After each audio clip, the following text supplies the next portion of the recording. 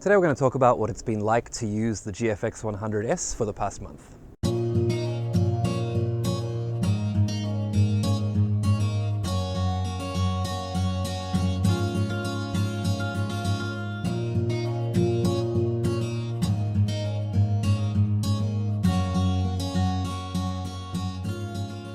Welcome back to the channel, everyone, and welcome back to another Gear Short. Today I'm out on a cycling trip in the southern half of Korea, and I've stopped to just take a bit of a rest before I do the final leg of my journey at this little place called Yeongmojong. And it's just a little scholar's hut on top of a mountain here with some beautiful 400-year-old trees in the background. So I thought I would stop here, have a drink, have a snack, and chat with you guys about my impressions of the GFX 100S so far.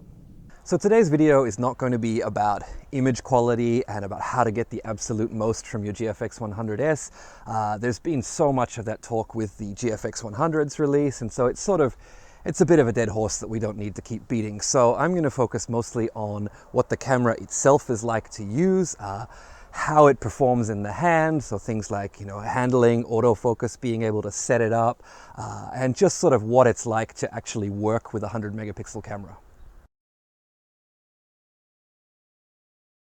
So let's start with that, exactly what it's like to work with a 100 megapixel body. So we've sort of had this reinvigorated megapixel war with Fuji stepping up to 100 megapixels with the GFX series, and now we've got, Sony has a 60-something megapixel body, Canon and Nikon are talking about 80 or 100 megapixels or thereabouts for their next DSLR bodies. So we have this huge race for extreme resolution and detail again, and to be honest with you, I don't think there are very many people on the planet who need 100 megapixels, and I emphasize the word need. A lot of people might want 100 megapixels and enjoy the ability to crop in or have that extra detail, but I don't think very many people actually need it. So for me, why did I step up from the 50 megapixel body? Well, I could talk to you about it being a future-proofing exercise, or that somehow I need this amount of resolution, but honestly, those would be lies. I bought this body primarily because of the speed increases in terms of just overall handling and autofocus, and also the usability of it. So I have a client that has a requirement for 50 megapixel files, and so I've been using the GFX 50R for that. But there are things like working with it on a tripod with an L bracket. It's not the most convenient thing, and we're always sort of battling with tether cables and things like that. Despite it having that little screw-in tether cable holder, that doesn't always fit on a tripod, and it doesn't work with the L brackets and things like that. So we were always sort of battling and sort of taping it on and things like that. So one of those things was that, and the other thing is just that we're going to have a little bit of extra cropping power. We won't have to shoot panoramas for certain images that are required to be more than 50 megapixels. Okay, so this video was very much off the cuff. It wasn't something that I had planned. And so when I was recording it, I may not have articulated all of my thoughts as accurately as I might want to. And so I'll interject a few times throughout this video just to sort of clarify a couple of things or explain things a little bit further. And so in this first instance, I'm talking about the idea of why you might want 100 megapixels and why not many people actually need that. And so I've talked about the fact that I have a requirement from a client for 50 megapixels, but the other reason that I decided to step up to that 100 megapixel body was to do with my Tattoos of Asia project. Now, I started this project on an X-T1 and an X-T10, so 16 megapixel bodies. I then moved to the X-T2, which I think was 24 megapixels, and the newer ones are 26.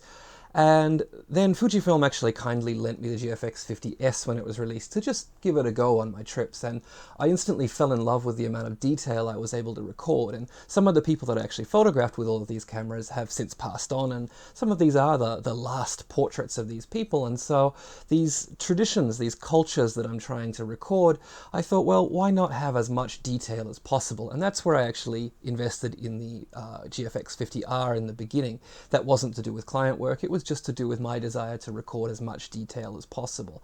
And so that is also a factor in the fact that I upgraded to the GFX 100S.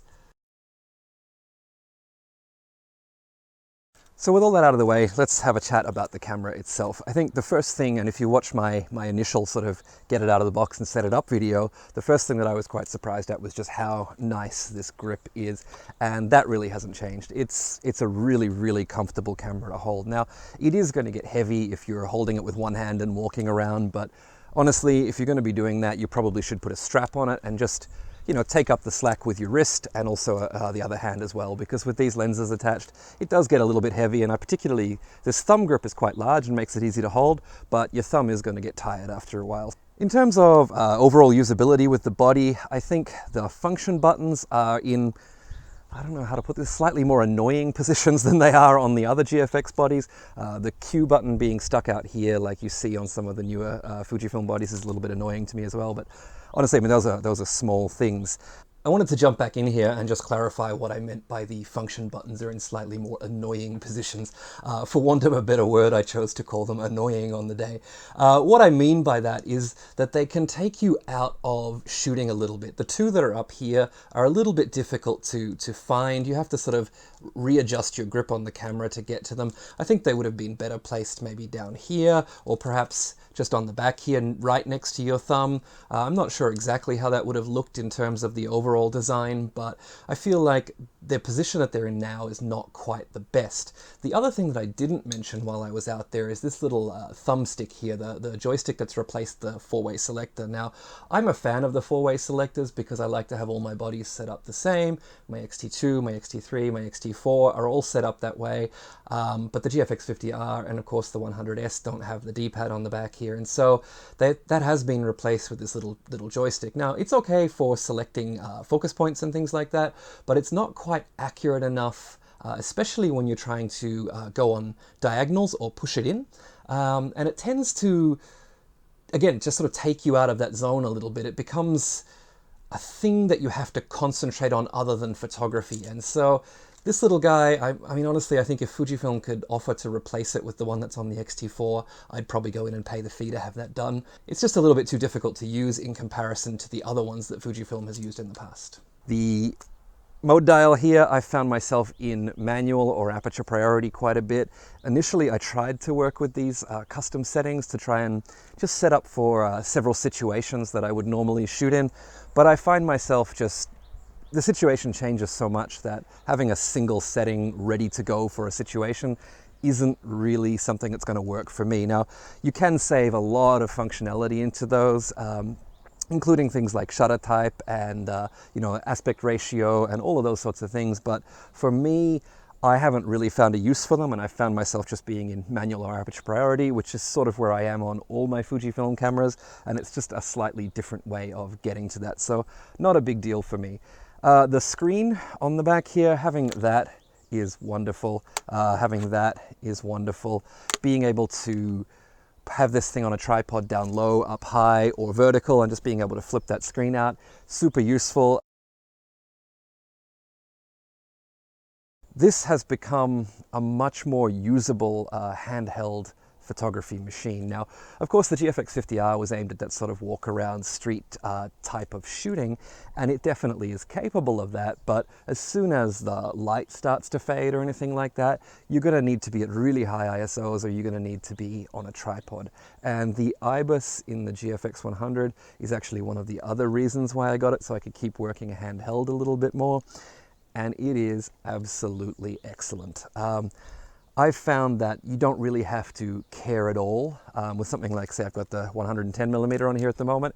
If you're shooting that at 125th of a second, you don't have to worry about it anymore. It's fine. And if you brace yourself, I've been able to get really, really good images, really sharp images, down to about a 30th of a second, or even sometimes a 15th of a second using this lens. Now, of course, if you pixel peep, there is going to be a difference between that shot and the one that's on a tripod, but you're going to be zooming in on a 100 megapixel image. And if it's really critical that you need to get things sharp, likely you're going to be on a tripod anyway. So I'm not saying that they're going to be absolutely perfect down to those, but those sorts of shutter speeds, but if you were to use the 50R, for example, you would only be getting that sort of sharpness at 125th of a second. So definitely a big improvement there.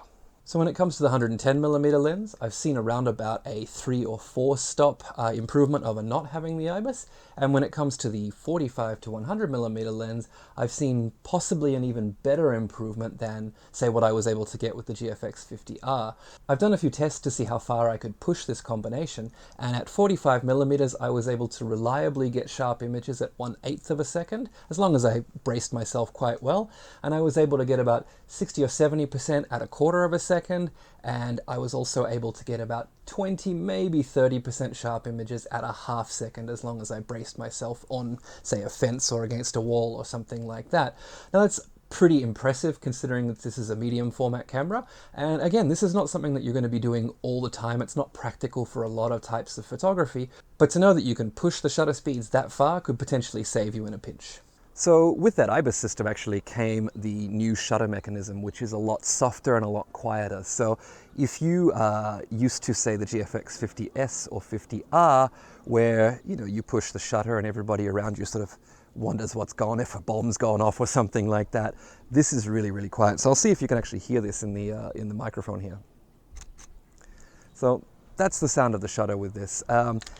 Barely audible unless you're right next to the camera, which is amazing. And obviously it's helping the IBIS mechanism be able to get those really short or those really long shutter speeds as such. So in terms of autofocus, the step up to the GFX 100 series is a massive jump. You now have the PDAF sensors in here, the phase detect autofocus. So those work really, really well at just getting the lens to a place without so much of that contrast detect sort of hunting and wobbling back and forth trying to get focus. And so that's really useful if you're doing things like portraiture, where somebody might move slightly. You can really quickly just nail focus and make a shot, whereas you might have to wobble back and forth with the older bodies. With the 45 to 100mm, I've actually found that I can track people walking at a decent pace now, which is pretty amazing, because if you're using AFC on some of the 50 megapixel bodies, you'll find that it'll jump back and forth and you won't be able to keep up a high frame rate and still be getting shots that are all in focus, whereas with this body you can. One thing that's important to note here is that, as with both of Fujifilm's systems, the X series cameras and the GFX series cameras, focusing is very lens dependent. And some of the older focusing motor designs, or some of the, say, the DC cordless motors and things like that, don't focus quite as quickly as, say, something like the 45 to 100mm. So if you're going to be using something like the 63mm f2.8, I wouldn't expect quite the same performance out of that lens, although it is likely to be quite good. This is the lens that I have to sort of compare those lenses to, and this is the 110mm f2. Now, this has a massive floating element that moves back and forth, and it takes quite some time. On the 50R, it would hunt quite a bit, usually several times before it hit. On this one, it just takes a little while to get there, but once it does, it doesn't hunt quite as much. And so even with continuous autofocus, once this lens gets there, it does a pretty good job of tracking. You're not going to get that full 5 frames per second usually. I have my autofocus system set to focus priority and not release priority. So when you're on continuous shooting and AFC, it will try to ensure that it's in focus before releasing the shutter. So it's not always going to hit that full 5 frames per second, which with the 45 to 100, I've noticed that it does, but with the 110mm, it was down to more like 2 or 3 frames a second, depending on how quick things were moving. So it's definitely going to be very lens dependent. Let's get back to it. Now that brings me to the next point, which is dealing with 100 megapixel files. Sure, you can shoot 5 frames a second and you can track moving subjects and get, lots of in-focus files, but the question there is, do you really want to? Uncompressed RAWs are 200 megabytes plus. The compressed RAWs are down at sort of 90 to 120 megabytes, usually, depending on what's in the frame.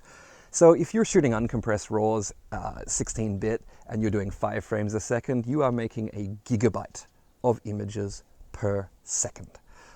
So that comes to the question is all of this really worth it? You've got faster autofocus, you can get more frames per second, you get more in focus.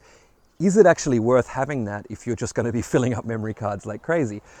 And I say that, well, you're not going to keep all of those files, at least I'm not going to keep all of those files, and I try to shoot sparingly when I'm working with this camera, which has, I guess, improved the way that I approach photography. rather than with the X-T4, which is just a beast that you can keep shooting with and the files aren't too large.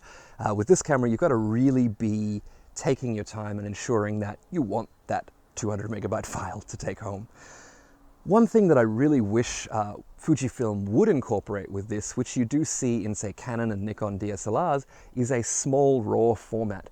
Now that we have all of this speed and the ability to, you know, shoot an entire wedding on something like this, or shoot a couples session or a family session even on something like this, it would be really nice to be able to get that same beautiful sort of feeling from the GF lenses, but be able to do it at 50 megapixels or even 60 or 70 megapixels as a small RAW format, just so that we don't have so big a file when we don't need it to deal with later. Now, I would take the hit in resolution and potentially that sort of loss of the perfection of what this sensor is capable of in order to be able to use these lenses at a slightly lower resolution. For my type of work, it would be good to be able to go back and forth between those and just hit 100 megapixels when I really need to do it. So battery life is absolutely excellent. It now uses the same battery as the X-T4, so you get just that little bit of extra juice. On the shoots that I've done so far, so for example, I did a corporate headshot session that was about 280 images in total, and I basically filled up a 32 gig memory card, but I'd only used 21% of the battery, so I could have kept going and doing a whole bunch more if I'd had more people to photograph, which is a lot better than the GFX 50R, which I never really had any problems with, as you can just switch the batteries out anyway, but it is nice to know that you can just keep shooting. Yesterday I was actually working with a couple just before I started this ride, and I shot the entire afternoon, a full 3-hour session on one battery, and I got about 700 images in that session, and my battery was still at 33% when I was done. So honestly, that's really impressive, considering that you're writing that much data. So no complaints at all with the battery life. One of the things that did give me a bit of a shock when I first took the camera out of the box was that I first put it to my eye, and I'd heard that we were going to have a lower resolution viewfinder on this, and it was just awful. I could barely see anything through it, and it turned out that the diopter had actually been knocked. First time I've ever taken a Fujifilm camera out of the box and not had the diopter set to my eye, so I wasn't quite expecting it. But once I got that set, I can tell you that the viewfinder is actually really, really good. Now, you might want that extra resolution for sort of critical manual focusing or something on something like the GFX 100. But honestly, for the purposes of this camera and just sort of being able to use it in a little bit more of a light-hearted way than the regular GFX 100, I think that this is more than adequate.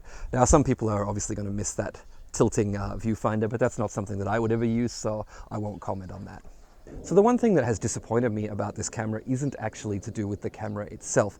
I purchased the little Arca Swiss plate that Fujifilm makes for this camera, and on their site in Korea, I'm not sure internationally, but on their site in Korea, it shows a shot from each side of it just to show the shape for the Arca Swiss. It does not show the bottom of that plate, and unfortunately that plate has only a single hole for Arca Swiss. So for example, on my Jitso Traveler tripod, I actually have to mount the camera backwards and screw in the Arca Swiss plate from underneath the lens.